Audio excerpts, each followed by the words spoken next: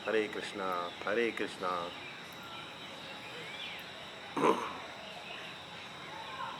ईश्वर की असीम अनुकंपा और प्रकृति के इस वातावरण में भगवान की लीलाओं के चिंतन और स्वाध्याय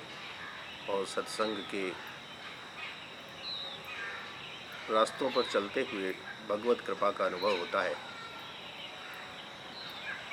भगवान विनायक की इस प्रार्थना से प्रकृति के सौंदर्य की तरफ बढ़ते हुए त्रिदेव भगवान की 3 रूपों में प्रार्थना के साथ में हम सभी लोग इस संसार चक्र को पार करते हैं। आज राधा अष्टमी के शुभ अवसर पर भगवान की विभिन्न लीलाओं के बाद भगवान के कृष्ण अवतार में प्रेम लीला और प्रेम तत्व के रहस्य को जानने का अवसर श्री राधा रानी के आशीर्वाद से ही प्राप्त होता है, ऐसा शास्त्रों में वर्णन है और संतों की वाणियों में ऐसा सुना है। तो आज हम सभी लोग थोड़ी देर तक उस भाव चिंतन में आने का प्रयास करेंगे,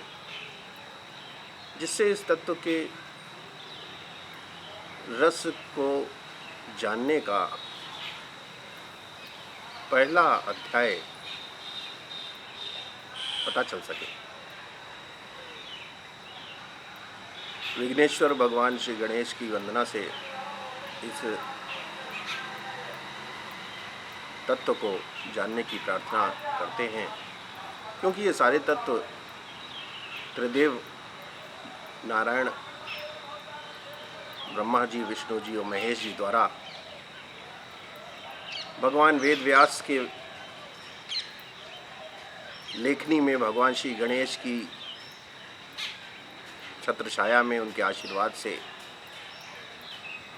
हम सभी को सुलभ कराया गया है। और उसके बाद भगवान वेद व्यास के बाद भी बहुत से भक्तों ने, बहुत से संतों ने अपनी अपनी भाषाओं, अपनी अपनी समझ, अपनी अपनी विलक्षणता के आधार पर इस तत्व को समझने का प्रयास किया है। हम भगवान गणेश की प्रार्थना करते हैं। विघ्नेश्वराय वरदाय सुरप्रियाय लंबोदराय सकलाय जगद्दिताय नागाननाय श्रुतियज्ञ विभूषिताय गौरी सुताय गणनाथ नमो नमस्ते। वक्रतुंड महाकाय सूर्यकोटि समप्रभ निर्विघ्नं कुरु मे देव सर्वकार्येषु सर्वदा। भगवान विनायक की प्रार्थना किसी भी शुभ कार्य के आरंभ पे की जाती है। उसके बाद इस प्रकृति और इस संसार चक्र को समझने के लिए भगवान के ब्रह्मा, विष्णु और महेश, इन 3 देवताओं के प्रादुर्भाव से इनके द्वारा आपस में किए हुए संयोजन को समझने के लिए भी इनसे प्रार्थना की जाती है कि भगवान, ये शुभ कार्य अगर आपने अवसर दिया है तो हमें उस रस के आनंद की अनुभूति का प्रथम अध्याय इस राधाष्टमी पर प्रस्फुटित करें और यदि अवसर हो तो इस मार्ग पर चलने का रास्ता प्रशस्त करें। ये आपके द्वारा भेजे गए जीव की व्यवस्था, आपके द्वारा निर्धारित लक्ष्य और आपके द्वारा दी हुई प्रकृति संपदा, ये सब आप ही की है। ये सभी आपने हमको कुछ समय के लिए दिया है, कुछ कार्य करने के लिए दिया है, और उसके बाद ये सब फिर उसी सृष्टि में, फिर उसी संसार चक्र में विलीन हो जाएगा। सर्वेष्वारम्भकार्येषु त्रयस्त्रिभुवनेश्वरः देवादिशन्तु न सिद्धिं ब्रह्मेशान जनार्दनः। हे ईशान, हे भगवान शंकर, हे ब्रह्मा जी, हे भगवान नारायण, मनुष्य को आपने संसार में अपने ही गोद में बिठा रखा है और इस संसार को समझने के लिए विभिन्न योनियों की यात्राओं को कराते हुए एक मनुष्य शरीर दिया है, जो कि सबसे विलक्षण है, जिसमें बुद्धि, विवेक, कर्म, साक्ष्य, अनुभूति सभी का समावेश है। और इस संसार में आपकी ही लीलाओं से इस संसार को देखने की, वेदों में दिए हुए शास्त्रों के मंत्रों से और उसमें चलते हुए उनके अनुसरण करते हुए संतों द्वारा बताए मार्गों और गुरुदेव की कृपा की अनुभूति को करते हुए अलग अलग लीलाओं में आप द्वारा किए हुए, अलग अलग अवतारों में आप द्वारा दिए हुए निर्देश को इस व्याख्यान में संकलित करने का प्रयास कर रहा हूँ। भगवान की प्रकृति के विभिन्न लीला चक्र में ये संसार चलता है और ब्रह्मा विष्णु महेश के सम्यक कार्य विभाजन और उनके सामंजस्य से ये पृथ्वी चल रही है। कुछ कार्य ब्रह्मा जी को दिए गए, उन्होंने सृष्टि को बनाया। कुछ कार्य भगवान शिव को दिए गए, उन्होंने सृष्टि को संहार करने हेतु विभिन्न तमोगुणी प्रकृतियों का, राक्षसों का वध करने हेतु अपनी व्यवस्था बनाई। नारायण ने परिचालन का कार्य लिया कि सारे का संचालन हम करेंगे, सारे जीवों को संचालित करेंगे, सारे को अपने अपने कर्मों से विभिन्न मार्गों पर। नारायण श्री हरि के निर्देशन पे ही ब्रह्मा जी और महेश के विभिन्न नियम प्रतिपादित समय पे किए जाते हैं। मनुष्य अपनी भौतिक कार्य योजनाओं को ही अपना उद्देश्य समझने लगता है। भौतिक कार्य योजनाएं, जिसमें भगवान की किसी भी अवतार में कौन सी लीला हुई इसको बिना जाने हुए अपने ही नियम को प्रतिपादन में सफलता प्राप्त करने लगता है और उसी को सत्य मानने लगता है। हालांकि भगवान ने अपनी लीलाओं में, जैसे मुख्य अवतारों में, वामन अवतार में दान की लीला, भगवान राम के अवतार में मर्यादा पुरुषोत्तम भगवान की लीला, मर्यादा के स्थापन करने की लीला, भगवान के कृष्ण अवतार में प्रेम अवतार को धारण करने की लीला, धर्म को संस्थापना करने के लिए भगवान के उपदेश भगवत गीता, ये सभी कार्य भगवान ने मनुष्य की प्रेरणा और उसके सम्यक संचालन के लिए ही दिया है। और एक दृष्टि प्रदान की है और वो दृष्टि उसको क्या देखनी है इसका निर्धारण करने के लिए भगवान ने उसके कर्मों का आकलन किया है। और इसी कर्मों के आकलन के बाद उसको उसके सामने होने वाली चीज़ों को देखने का नजरिया बदल दिया है।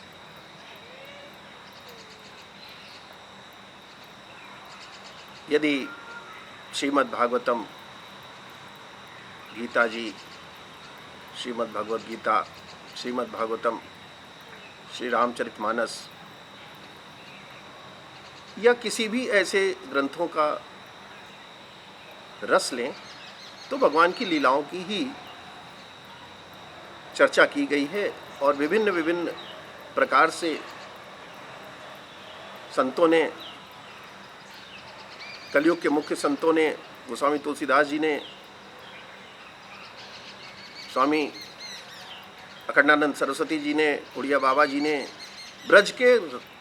नाभा जी ने, या हजारों लाखों संत हुए जिन्होंने उन्हीं तीनों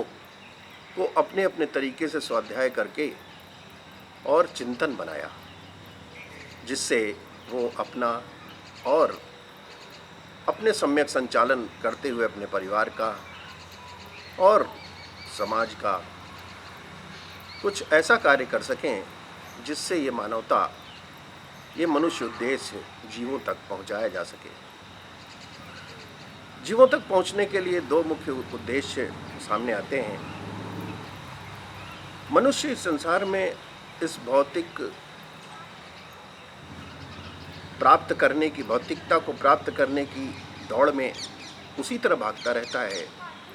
जैसे एक हिरन नाभि में मणि को न जानने के कारण पूरे जंगल में भटकता है और उसकी महक आती रहती है कि ये कुछ है, लेकिन पा नहीं सकता। ऐसे ही आत्मा को ब्रह्म की अनुभूति होती तो है कि कुछ है, लेकिन समय नहीं मिलता और समय के अभाव में गुरुदेव प्रदत्त दृष्टि तक पहुंचने का मार्ग नहीं मिलता, क्योंकि अगर समय है भी तो वो कहीं अनुकूल प्रतिकूल चर्चाओं में, मीडिया में और विभिन्न लेखों में, विभिन्न ऐसे कार्यों में लग जाता है जिसका जीवन के मुख्य लक्ष्य से कोई संपर्क नहीं है, कोई संबंध नहीं है और मनुष्य उसी में अपना दिन रात खर्च कर रहा है। ये कलिकाल का असर है। इस कलिकाल में वही चीजें होंगी जिस पे कली अपना प्रभाव बनाए रहेगा, क्योंकि राजा परीक्षित और कली के संवाद में कई जगह कलयुग में कैसे अपराध बढ़ेंगे, कैसे मनुष्य बचेगा, इस पे तो चर्चा है ही है, लेकिन इस पर भी है कि इस कलिकाल में सबसे महत्वपूर्ण चीज़ क्या है, कौन सी ऐसी इसमें ऊर्जा है, कौन सी ऐसी अच्छी बात है जिससे मनुष्य अपना उद्धार कर सकता है। वो है हरि नाम संकीर्तन और भगवत प्रेम। हरि नाम संकीर्तन और भगवत प्रेम जो सतयुग में लाखों वर्ष, त्रेता में हजारों वर्ष किया जाता था, वो कलयुग में कुछ समय में प्राप्त हो सकता है, लेकिन इस बात को जानने का अभाव है। भगवान की विभिन्न लीलाओं में अगर हम कृष्ण लीला पे थोड़ी सी चर्चा करें तो भगवान ने इसमें अपने प्रेम भक्ति, जो कि नवदा भक्तियों के उपरांत आती है, प्रेमा भक्ति, जिसमें युगल सरकार की लीला संवर्धन की है, रास रसेश्वरी राधा रानी की प्रेम और प्रेयसी दोनों के संबंध को करके दिखाया है। और राधा माधव चिंतन के इस संकलन ने, जो कि गीता प्रेस से 2019 में निकला, उसने इसका संकलन इतना बेहतरीन किया है, ऐसी संकलित ऊर्जा दी है कि एक छोटा सा तत्व समझ में आने का अवसर आ रहा है कि भगवान ने रासाश्वरी राधा रानी को, जो कि उनकी आह्लादनी शक्ति हैं, जो कि उनके साथ विभिन्न लीला अवतारों में साथ रह के इस सृष्टि संचालन को कर रही हैं, और समय पर कौन सी चीज़ अभाव होगी उस कारण से उन्होंने अपनी प्रेम लीला इस कलयुग के शुरू होने के पहले की है। क्योंकि कलयुग में सिर्फ जिस